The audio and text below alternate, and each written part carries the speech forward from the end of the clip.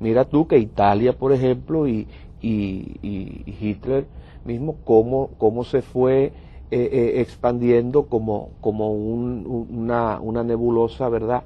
Todo este proceso condujo, en cierto modo, a lo que Danilo, muy atinadamente, porque yo creo que en eso ha sido un acierto metodológico, la escogencia un poco de esta perspectiva de la historia de las mentalidades, para explicar que en todo caso, lo acontecido en el 37, sin que yo signifique ningún tipo de justificación, ocurrió, y hay que contextualizarlo dentro de una época que él mismo habla en el libro de ella, de desquiciamiento, de infamia, de descarrilamiento, digamos, universal. Sí. Universal. No, y mira que esas ideas, quiérase que no voy a decir yo, ni él tampoco lo afirma, él responsablemente lo dice en el libro, fundamentado entre otras obras en aquel trabajo interesante de Bernardo Vega, nazismo, falangismo, en la República Dominicana.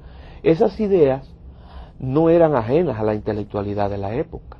Ahora, tú me dirás, el público común, bueno, los medios de comunicación no eran los mismos, la propaganda no era la misma, pero esas ideas circulaban aquí. Es decir, y la intelectualidad tenía conocimiento de lo que se ventilaba. No, incluso se escribió en esa época, mira, un intelectual que en ese sentido se le ha rendido homenaje, pero nunca se le han sacado esos elementos, que es el caso de Fabio Mota, que escribió un libro, El Nacionalsocialismo Dominicano. Así es. Sí, así inspirado, don Fabio, por las ideas nazistas de entonces. Un gran profesor, un educador de la época de Trujillo. Un hombre bueno, que no mató a nadie. Pero igual, ponte a pensar en el caso de Rafael Estrella Ureña. Cuando Rafael Estrella Ureña llega al final del gobierno de Horacio Vázquez, y ahí en el 1927 incluso las imágenes están ahí, donde todo lo que es la vestimenta, la forma hasta del saludo protocolar, eso se fue de algún modo, incluso porque venía impactado por lo de Italia, por la figura de Mussolini. Se llega a decir que las líneas fundacionales del partido, del movimiento del 23 de febrero y todo lo que fue después, porque eso se hizo en Santiago, como ustedes saben, en la finca que estaba por ahí cerca de lo que hoy es Palo Amarillo, toda esa finca estaba presente, la finca de Fello Vidal, donde estaba presente Jafet Hernández, donde estaba presente el mismo Rafael Estrella Ureña, Joaquín Balaguer, incipiente, digamos, ya un joven, ya un intelectual sólido. Hay que leer ese manifiesto del 23 de febrero. Y hay que leer, en cierto modo, luego lo que fue la constitución, el documento constitutivo del Partido Dominicano, los lineamientos, para uno darse cuenta cuáles eran las ideas que permeaban en torno a eso. Eso es el caso, el marco ya quizás más europeo, sobre todo, bueno, y también asiático, porque el caso de Japón. Porque debemos contar que en toda esa época, en todos esos sitios se producían grandes matanzas ante la mirada indiferente del mundo. Correcto. Era una carnicería. En el caso del Caribe, en el caso de nuestra región, donde estamos enmarcados, se daba también una situación, digamos, similar, por lo menos en la forma, si no bien tanto en los planteamientos de carácter ideológico, político, filosófico, pero en las formas de gobierno también había una expresión, digamos, de exacerbación del nacionalismo, de la xenofobia en nuestra región. Sí, aparte lógicamente de lo que era República Dominicana. había lugares donde los problemas eran menos. Por ejemplo, los argentinos mandaron a los negros adelante en la guerra de independencia y resolvieron un poco el problema. Los negros, Argentina era en esos años uno de los países con menos peso de población negra, y en otros sitios, pero en Brasil sí hubo partido nazista.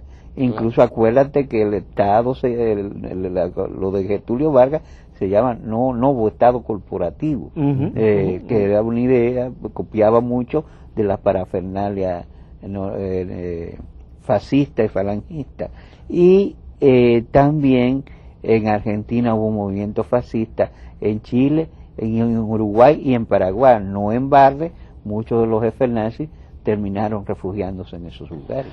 ¿No? Y aunque no tuviese en todas las latitudes esa connotación, digamos, racial, xenofóbica, claro, lo del nazismo y la purga judía, ¿verdad?, contra los judíos, eso fue, digamos, algo incontrastable, pero sí es cierto que hubo un resurgimiento de esa especie de liderazgo autocrático en todo prácticamente la órbita latinoamericana. Sí.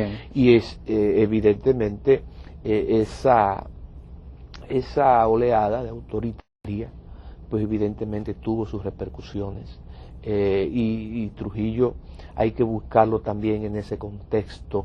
Aquella famosa tesis que tú recordarás, Danilo, de Vallenilla Lanz, el venezolano, sí, el gendarme necesario. Sí, o sea, el gendarme necesario, o sea, después de una época de descalabro, nadie nos garantiza la esperanza que no sea una figura fuerte, es decir, un hombre, no sé, es decir, un hombre, ¿no?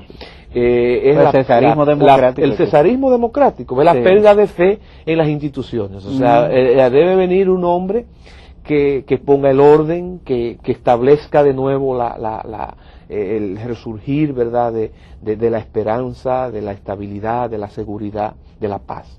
Y eso ha de hacerlo un hombre fuerte, ¿verdad?, un hombre de mano dura. Y esto, por supuesto, leyendo el episodio dentro de una dinámica muy peculiar. Las relaciones dominico-haitianas no son cualquier relación, no sé si me entiendes, o sea, hay que verla ubicada también en factores, pero mira, tú lo expresabas anoche, el tema, ¿cuántos haitianos fueron expulsados de Cuba por el gobierno de la época? Sí. Es decir, todo esto hay que verlo dentro de ese marco contextual, no para uno buscar explicaciones, justificaciones simplistas, ¿no?, sino para verlo dentro de que se inserta dentro de un fenómeno de alcance mucho más global. Tenemos que ir a la pausa, pero yo dejaría la pregunta, la dejo efectivamente en el aire. ¿Cuál sería la causa, digamos, principal que detonó esta situación? Vamos a hablar sobre esto luego de la pausa.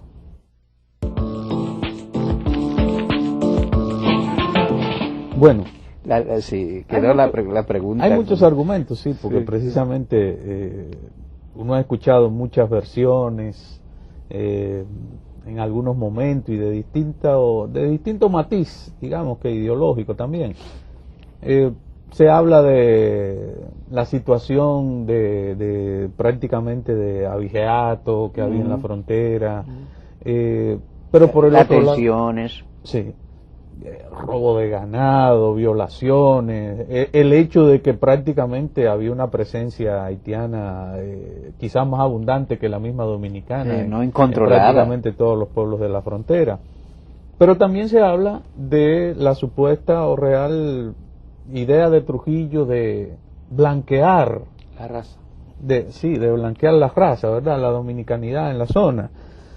Bueno, hay varios argumentos, desde algunas que tienen una idea un poco de tipo económico, de seguridad, de orden público, hasta las que tienen connotaciones de tipo racial. No sé, lo de la blanquear la raza, eso no era una idea de Trujillo solamente, fue una idea vieja en la vida dominicana. Sí. Acuérdate que Luperón fue a Europa a buscar campesinos rusos y otros tipos de emigrados. ¿Por qué?